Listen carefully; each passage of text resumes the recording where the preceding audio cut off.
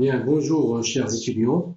On va continuer sur le module de sédimentologie pour la filière Sciences de la Terre et de l'Univers 4e semestre avec les environnements et séries sédimentaires, toujours les environnements continentaux, et on va aborder l'environnement des cônes alluviaux, qu'on appelle également les cônes d'éjection, ou en anglais les alluvial fans. Alors les alluvial fans, donc ils ont une forme conique, comme ceci. Ils se forment à partir d'un bassin de réception, d'abord au niveau des reliefs, puis un chenal d'écoulement, et puis les cônes se déposent en bas des reliefs. Donc, voici un cône, en voici un autre, généralement, donc ils sont les uns à côté des autres. Alors voici une photo de plus près d'un cône d'éjection, donc avec sa forme conique, avec les reliefs également. Ça, c'est une vue aérienne, avec les reliefs, d'où donc naît ce cône. Alors, comme définition, un cône de déjection, c'est une forme d'accumulation dont la surface forme un segment de cône qui s'élargit vers l'aval, comme on vient de le voir. Les cônes d'éjection sont des formes de piéments, c'est des dépôts de pieds de montagne, de pieds de relief, qui correspondent à de forts contrastes topographiques, bien entendu. Donc, vous avez une topographie très contrastée. Ils sont localisés au débouché d'une vallée étroite dans une vallée large, ça peut donner un cône également, ou bien dans un bassin ou une plaine. Et leur mise en place n'est pas essentiellement liée à un type particulier de climat. Donc ça peut être dans plusieurs types de climats. Alors voici une figure qui montre leur morphologie. Donc vous avez les chaînes de montagne, donc les reliefs, et vous avez ce contraste donc, qui est très fort, topographique, et la formation des écoles, avec leur forme, qui se déverse ici dans une vallée perpendiculaire. Ils se développent également aux dépens des lignes de faille actives, que ce soit des failles normales ou failles inverses. L'exemple le plus courant, donc, c'est celui des bassins permiens et triasiques du Haut-Atlas marocain, alors, dans lequel donc, on a mis en évidence donc, le dépôt de cônes alluviaux, donc des conglomératiques de cônes alluviaux, donc, qui sont très étendus et qui se sont formés aux dépens de failles normales. Là, vous avez les reliefs, vous avez les failles, et ces cônes alluviaux donc, se sont déposés aux dépens de ces cônes pendant l'époque permienne et triasique. Les cônes d'éjection sont souvent coalescents, sont souvent l'un à côté de l'autre. C'est pourquoi donc, on observe souvent donc, une continuité des conglomérats sur une très grande distance. On voit maintenant les différentes parties d'un cône de déjection. Alors vous avez ici une vue aérienne et vous avez la partie donc, d'où donc, naît le cône d'éjection. Vous avez l'apex et l'entaille. Voici le cône qui se déverse sur la forme conique. Et là, vous avez le premier cône qui se déverse, là, se forme, le deuxième cône qui vient au-dessus, et puis un troisième cône qui est superposé. Et puis, il faut pas avoir des cônes secondaires, bien entendu. Alors là, c'est un cône d'éjection. Il y a une série de cônes d'éjection superposés. Et puis, à côté, vous avez une autre série de cônes superposés. Donc, vous voyez qu'ils sont vraiment coalescents. Et entre les deux, vous avez un espace qui est abrité. Donc, il n'y a pas de courant. C'est une zone très calme. Et généralement, donc, dans cette zone, ce qu'on appelle l'intercône, c'est une zone où il y a des sédiments très très fins, voire de la végétation, beaucoup de végétation même, et on peut avoir des marécages. Et dans ce genre d'endroit ou bien de milieu qui est abrité, on peut avoir conservation de cette matière organique végétale qui peut donner lieu à des couches de charbon. Donc, il y a pas mal de couches de charbon qui se forment dans cet endroit intercône parce qu'il est abrité, donc il n'y a pas de courant. Par contre, là, donc, vous avez des silices classiques donc, qui se déposent avec une certaine vitesse. Alors, vous avez donc l'apex, comme une nomenclature, donc vous avez l'apex, c'est l'entaille apicale, Et puis, vous avez la partie proximale où se déposent des sédiments très grossiers, généralement mal organisés. Et puis après, vous avez la partie médiane où il y a des sédiments encore grossiers, mais plus organisés. Et puis, dans la partie distale, vous avez la partie des sédiments donc, plus fins qui se déposent. Vous avez l'apex, et là, vous avez le front du cône. Vous avez un autre cône qui est coalescent, donc c'est pareil, partie proximale, médiane et distale. Et puis, vous avez un autre cône secondaire qui se superpose sur le premier. Puis vous avez là un point d'intersection des deux cônes. Là, vous avez les marges du cône, c'est les parties débordantes. Alors, si on fait une coupe amont-aval, donc on va voir les dépôts grossiers de la partie proximale, les dépôts moins grossiers de la partie médiane, et puis les dépôts fins de la partie distale. Donc ici, donc, vous avez un autre cône qui se superpose là en bleu, qui se superpose sur le premier, avec toujours les sédiments grossiers à l'avant et les sédiments fins à l'aval. Et bien entendu, donc, ce cône a été formé grâce à son chenal principal qui est creusé donc, de façon plus importante par rapport au premier. Et à ce niveau-là, donc, vous allez voir qu'il y a superposition de ces sédiments fins, ou bien des sédiments grossiers du second cône, ou bien du cône secondaire, sur les sédiments fins du premier. Alors, quels sont les principaux paramètres morphométriques d'un cône d'éjection?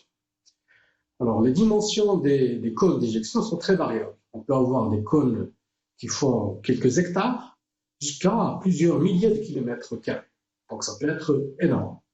Et l'épaisseur des cônes varie de quelques dizaines jusqu'à plusieurs centaines de mètres. On peut avoir plusieurs centaines de mètres d'épaisseur des cônes de déjection. Et puis, cette épaisseur diminue depuis l'apex vers l'aval, donc vers le front ou bien vers les marges du cône. Cette géométrie, bien entendu, elle est fortement bouleversée par le jeu différentiel de la tectonique. Donc, plus il y a de la tectonique, donc, plus généralement, donc, plus il y a appel à l'érosion, donc à la sédimentation. Voici un exemple très ancien, donc du Jurassique, où on a pu mettre en évidence des dépôts de cônes d'éjection, des dépôts d'alluvial fine. Ça, c'est dans l'Utah, en Arizona, aux États-Unis.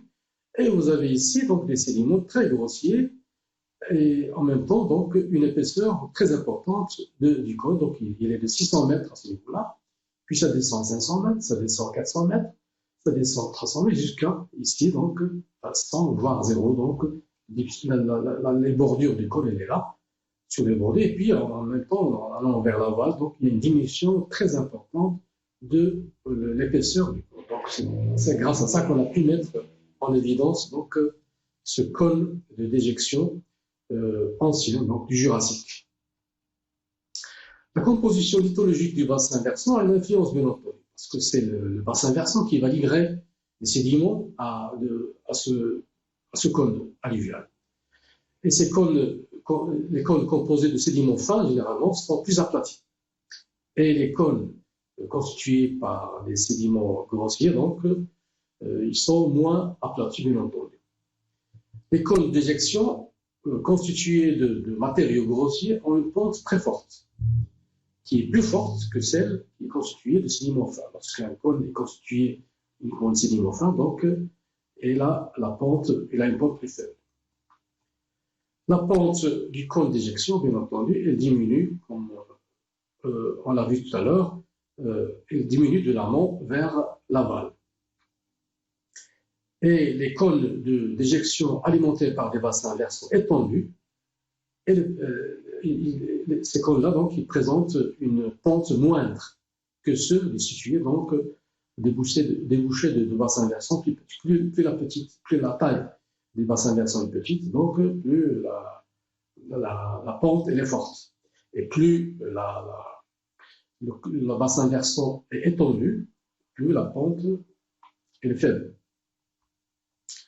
Alors, un exemple, dans la vallée de la mort, aux États-Unis, donc, vous avez ici la vallée de la mort, et là, dite vallée, vous avez des cônes des deux côtés. Donc, vous avez la partie orientale et la partie occidentale. Alors, dans la partie orientale, c'est une partie qui est très mouvementée tectoniquement, donc il y a une faille qui joue assez souvent. Et puis dans la partie orientale, donc il n'y a pas d'ambiance tectonique active. On remarque qu'il y a une grande différence entre les cônes qui se forment dans la partie orientale et les cônes qui se forment dans la partie occidentale. Alors, quels sont les principaux faciès sédimentaires qu'on rencontre dans un cône?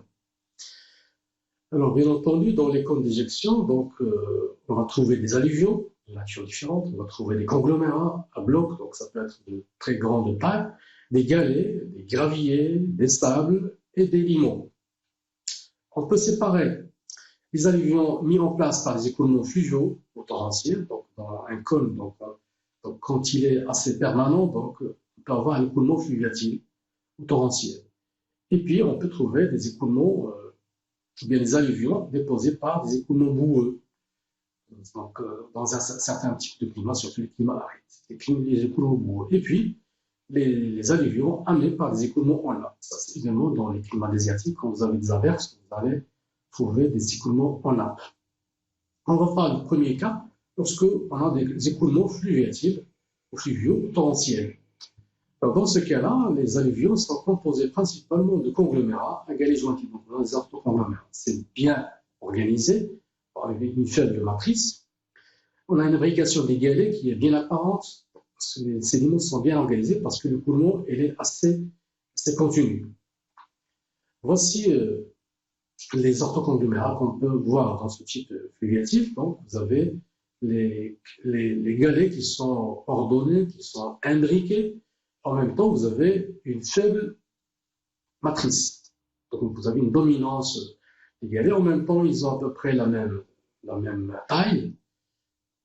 D'accord? Donc, c'est ce qu'on appelle des orthoconglomérats. Et le deuxième cas, quand vous avez des écoulements boueux. Les écoulements boueux, comme leur nom s'indique, donc vous avez de la boue, ils sont caractérisés par une forte hétérométrie des galets. Il y a des particules. Il y a des particules grandes, des particules petites, et l'importance de la matrice argilo-lumineuse. Donc, il y a une abondance de la matrice. On distingue deux types principaux de sédiments mis en place dans les écoulements boueux. Ce qu'on appelle les débris fleuves, conglomérats. Alors, ils sont composés de fragments rocheux flottant dans une matrice abondante et matrice. Vous avez beaucoup plus de fragments rocheux, mais également beaucoup de matrices, avec une petite abondance de fragments rocheux. Et on entend donc que la matrice est maltrie. Alors, ces épondages boueux apparaissent comme des bancs de paraconglomérats. Tout à l'heure, on avait des orthoconglomérats dans le système fluviaux. Là, vous avez des paraconglomérats, donc on appelle des matrices supportées, donc beaucoup de matrices. Alors, ces paraconglomérats donc, présentent, comme je viens de le dire, une matrice qui est très abondante et des galets ou bien des blocs qui sont de différentes tailles. Non seulement ils sont de différentes tailles, mais il y a également donc une angulosité très marquée de ces éléments. À côté des débris fleurs, vous avez les mèdes-fleurs. C'est à peu près pareil, sauf que vous avez ce qu'on appelle des épondages de boue. Il y a de la boue également, beaucoup de boue. Donc, ils sont constitués de sédiments fins, sable, limon et argile, pouvant emballer quelques graviers. Donc, vous avez plus de matrices que de graviers, ou bien de blocs. Alors, l'épaisseur de ces épondages de boue, elle est de 1 à plusieurs décimètres. Elle est plus faible que celle des épondages boueux, où le matériau est plus fluide lorsque vous avez des débris fleurs. Donc, en résumé, débris fleurs, quand vous avez plus de débris, plus de classes, plus de galets, plus de blocs que de la matrice, qui est toujours cyclo-argilose, très fine. Et les mèdes-fleurs, c'est quand vous avez la matrice qui est beaucoup plus importante que les débris, les classes, les galets, les blocs. Alors, on a vu donc les sédiments fluviaux, les sédiments boueux. Là, c'est les ruissellements superficiels et écoulements en nappe. Les écoulements en nappe, donc, ils se forment parce que vous avez un milieu désertique. Donc, généralement, c'est ce qu'on appelle des écoulements en nappe sheet fluid, qui sont déclenchées, donc vous avez des averses, donc vous avez des chutes d'eau, de pluie très importantes et brusques sur le relief. Donc, à ce moment-là, donc, vous avez formation de ces chutes floues, c'est des écoulements en nappe qui peuvent s'étaler au pied de ces massifs. Et ça, c'est des événements qui sont exceptionnels. Ça n'arrive pas tout le temps, c'est lié aussi à ces averses. Et ça, c'est très courant dans les milieux désertiques. En même temps, donc, dans les milieux désertiques, donc, vous savez, quand il y a moins de végétation, donc, les sédiments donc, ne sont pas protégés d'érosion, donc il y a une forte érosion. Alors, on va voir maintenant l'organisation sédimentaire des cônes d'éjection. Quand on dit organisation sédimentaire, on va la voir sur le plan horizontal et puis sur le plan vertical. Sur le plan horizontal, c'est la variation latérale de sédimentation. Sur le plan vertical, c'est les séquences. C'est l'analyse séquentielle. Alors, concernant l'évolution latérale de la sédimentation, donc il y a la diminution de la granulométrie depuis l'apex vers les bords du cône. Donc, ça, on l'a déjà vu. Et on récapitule en disant que vous avez des sédiments très grossiers à l'amont, des sédiments moins grossiers au milieu et des sédiments fins à l'avant. Donc, on a une diminution de la taille des éléments. Et ça, c'est très important parce que ça nous aide à interpréter les séries anciennes ou bien à mettre en évidence le dépôt dans des cônes de déjection anciennes. C'est un des faits les plus marquants et c'est des critères retenus pour reconnaître les cônes alluviaux dans les séries anciennes. C'est la diminution de la taille des éléments de l'amont vers l'aval.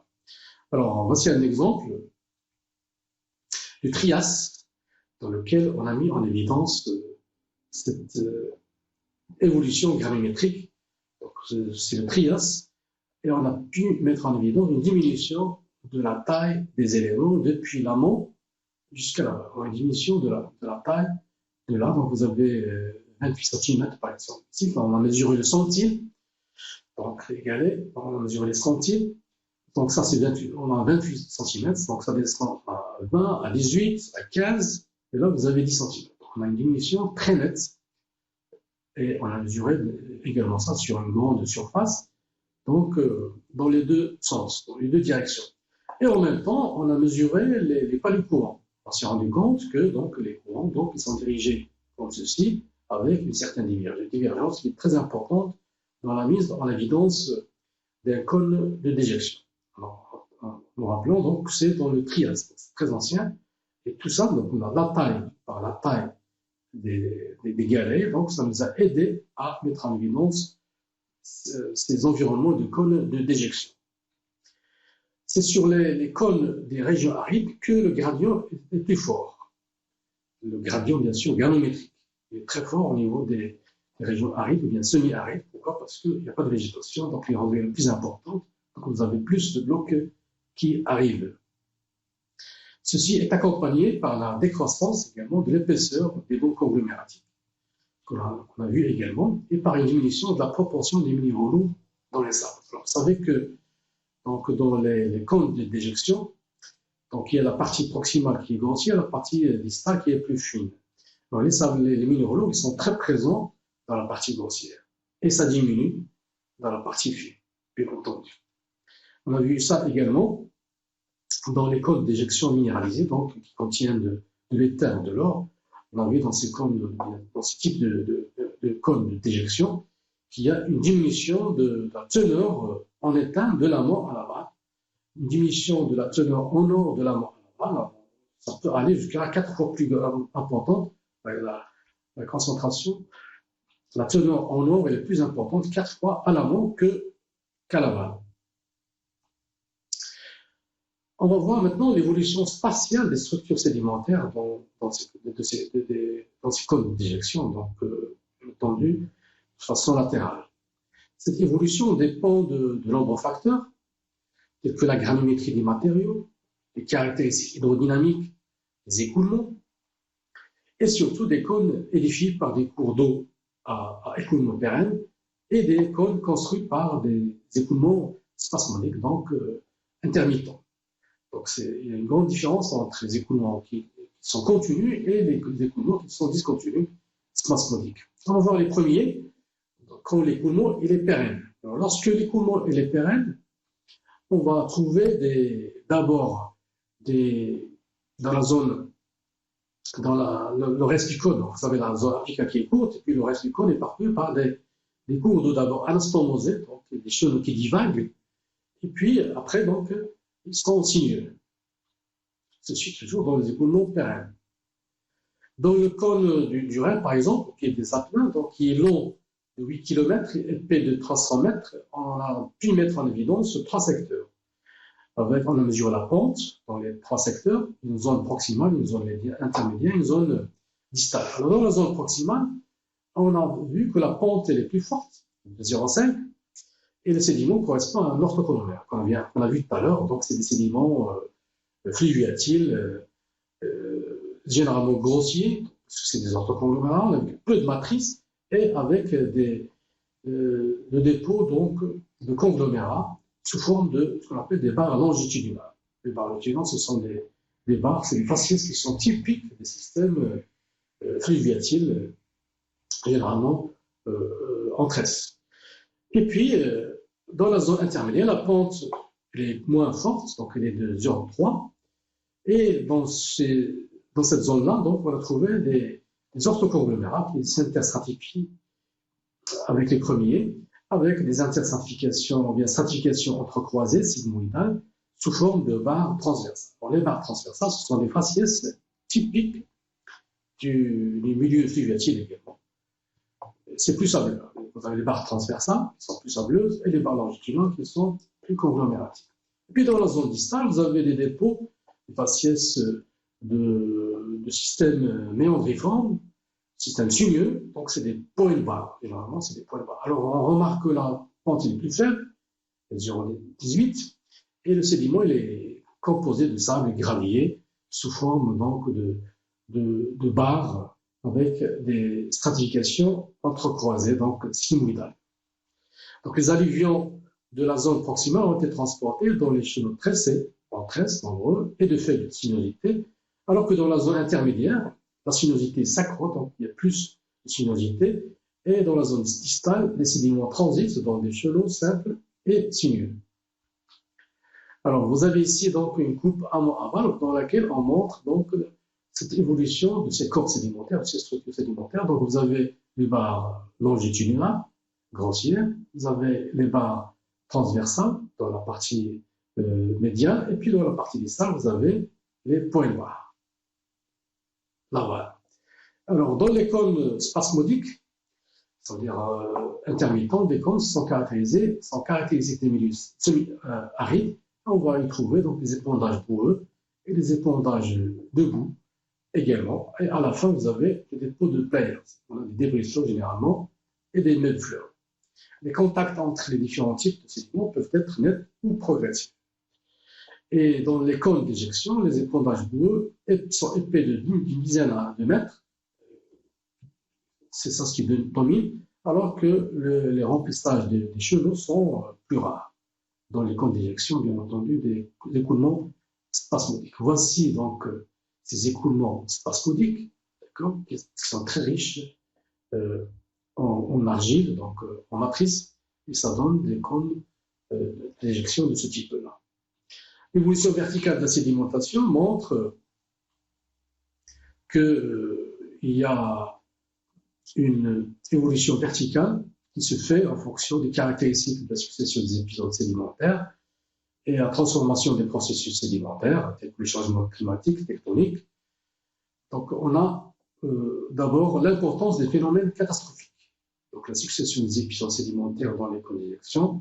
Donc, on a l'importance des phénomènes catastrophiques. Donc, la vitesse de sédimentation, elle est d'une dizaine à une soixantaine de centimètres par millénaire, en 1000 ans. Mais l'essentiel des alluvions se fait donc par des décharges brutales, volumineuses. Alors, l'enregistrement de l'évolution géomorphologique régionale, cette évolution verticale des faciès est contrôlée par l'évolution intrinsèque du cône. Au fur et à mesure de l'accumulation des alluvions puis d'escarpements, donc on a plusieurs cônes qui se superposent. Sur chacun des cônes, donc la pente se diminue au fur et à mesure que les sédiments s'accumulent et les faciès intermédiaires et distaux donc recourent les unes les autres vers l'amont, les faciès les plus proximaux. En dispositif tectonique calme, on a des séquences strato et grano-croissantes. Et en séquence, ou bien en ambiance tectonique active, on aura donc des séquences grano-croissantes. Vous avez à la base, donc vous avez sédiments grossiers à l'amont, sédiments fins à la base, à l'aval. Vous allez avoir des sédiments, quand vous avez une ambiance tectonique active, donc vous allez avoir des sédiments grossiers qui vont arriver sur les sédiments. Donc ça forme des séquences négatives. Puis après, vous avez retour aux séquences positives. Vous avez propagation des faciès lorsque vous avez des séquences négatives. Pourquoi? Parce qu'il y a rajeunissement des reliefs et progression des faciès proximaux sur les faciès distaux du cône. Et à la fin des cycles, vous n'avez plus de relief, donc il y a usure des reliefs et on a reprise des séquences grano-décroissantes. En conclusion, donc les caractéristiques morphologiques et sédimentologiques des camps d'éjection varient en fonction des conditions géodynamiques de leur mise en place et non pas avec un seul facteur, le climat ou le tectonique. Des caractéristiques propres au col d'éjection sont identifiables. C'est que les débris fleurs, par exemple. Le fait qu'il y ait débris fleurs, c'est un caractère très important, un caractère textural très important. Voici un exemple, ici, donc, dans lequel on peut reconnaître des débris fleurs, des sédiments très très anciens avec des thérométries granulométriques, puis la présence très abondante de la matrice. La granulométrie, donc, les sédiments, donc, on a vu que diminue de l'amont vers la base, et puis l'épaisseur des bancs conglomératiques et l'organisation sédimentaire qui varie dans un même plan. Donc, elle varie de façon rayonnante. Donc, quand on mesure les paliers courants de l'amont à l'aval, donc on voit qu'il y a une disposition radiale. C'est un des critères très importants pour reconnaître des cônes d'éjection anciens. Voici donc cette disposition radiale, donc quand on mesure les paliers courants sur, ça c'est un cône subactuel, dans lequel donc vous avez une disposition radiale de ces paliers courants. Voilà donc ce qui concerne les cônes alluviaux. Donc, et on verra la prochaine fois donc notre environnement sédimentaire. Je vous remercie.